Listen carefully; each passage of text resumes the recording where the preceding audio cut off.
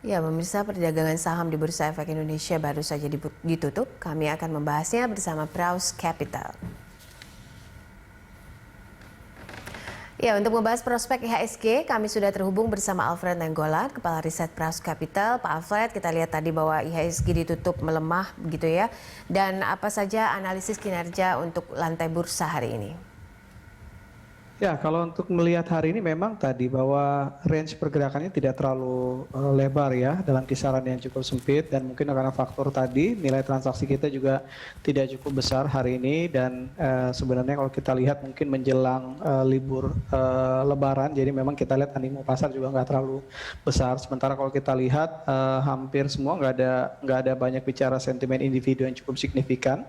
Saham-saham pemberat seperti Unilever yang tertekan hari ini juga menjadi penopang, bisa dibilang menjadi penyumbang terbesar penurunan indeks hari ini, dan banyak memang sektor konsumer juga sedikit mengalami penurunan hari ini, dan memang sebenarnya nggak ada isu yang cukup besar di setiap sektor, jadi lebih kepada tadi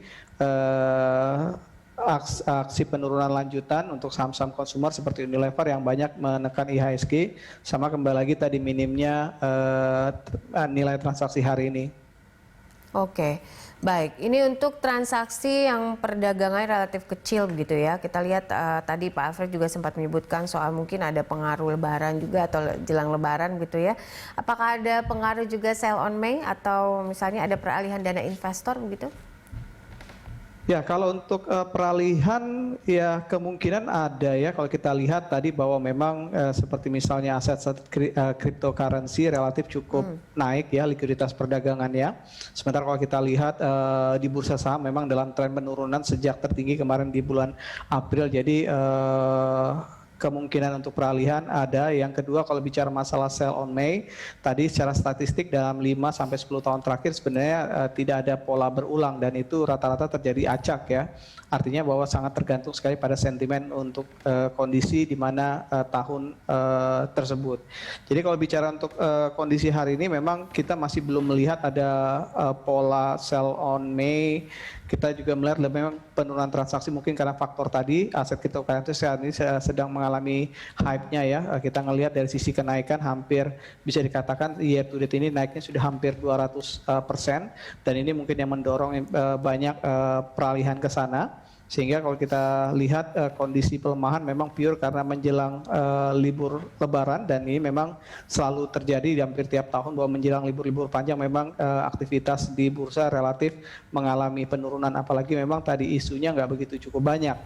Jadi ini yang membuat tadi bahwa animo pasar nggak begitu cukup banyak hari ini. Bahkan kita prediksi untuk pekan depan yang menjadi pekan terakhir sebelum Lebaran juga akan mengalami hal yang sama. Oke, ini soal analisis terkait data pertumbuhan ekonomi atau PDB kita yang dirilis BPS ini menunjukkan tren perbaikan begitu ya, walaupun ada beberapa indikasi juga atau indikator juga yang belum sepenuhnya menunjukkan itu. Tapi kalau dilihat dari prospek emiten nih, di kuartal 2 nanti seperti apa analisanya, Pak Alfred? Ya, kalau kita lihat memang yang pertama tren perbaikan ya memang tren perbaikan karena secara kuartal-kuartal mengalami pertumbuhan. Tapi kembali lagi bahwa di awal tahun kita sempat punya ekspektasi, pasar sempat punya ekspektasi bahwa kuartal 1 juga kita bisa positif dari sisi GDP kita. Tapi ternyata kembali terkontraksi. Jadi walaupun meskipun memang iya mengalami perbaikan, tapi sebenarnya ini masih bisa dibilang tidak seperti yang diharapkan oleh pasar ya untuk kontraksi GDP kita.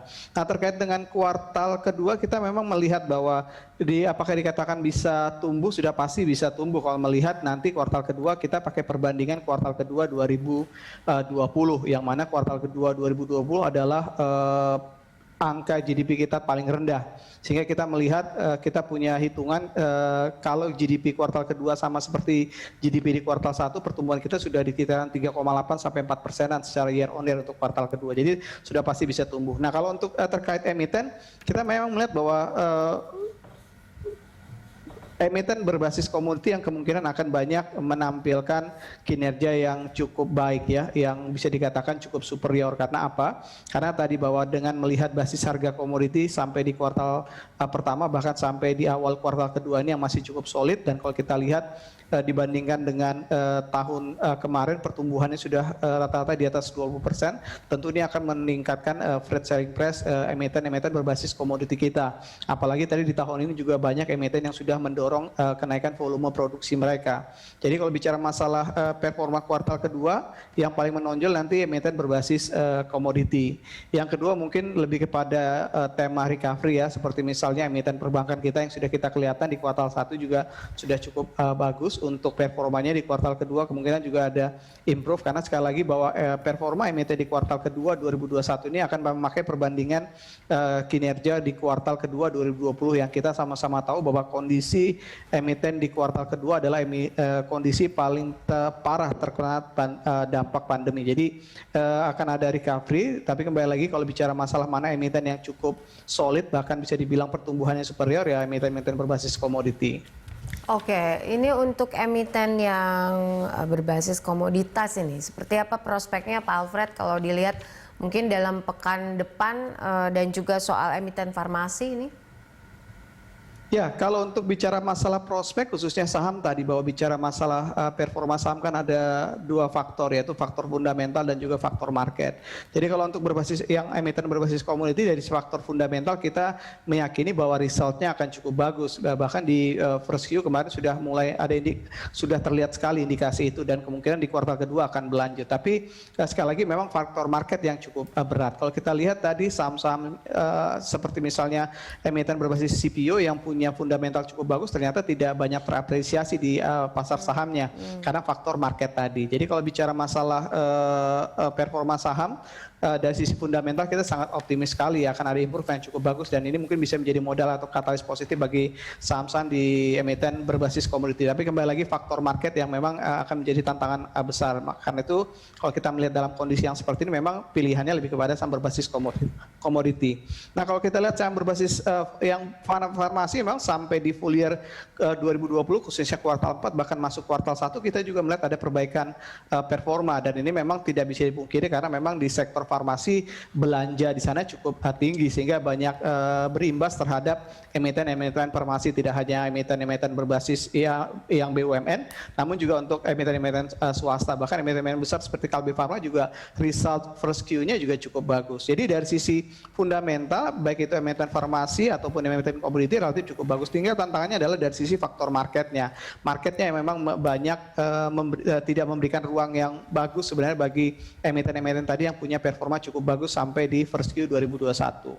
Baik, untuk esok seperti apa analisanya untuk level support dan resisten kita untuk IHSG, Pak Alfred?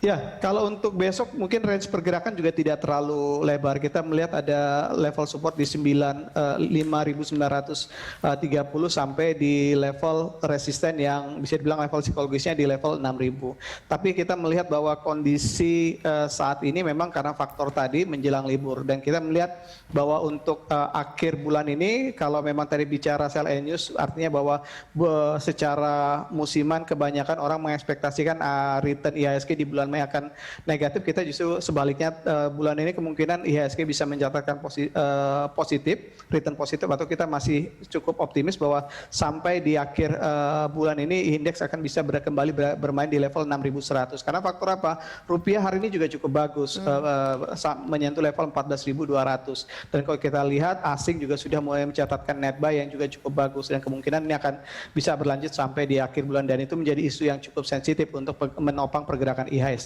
Baik, terima kasih untuk analisanya Pak Alfred Nainggolan, Kepala Riset Praus Capital.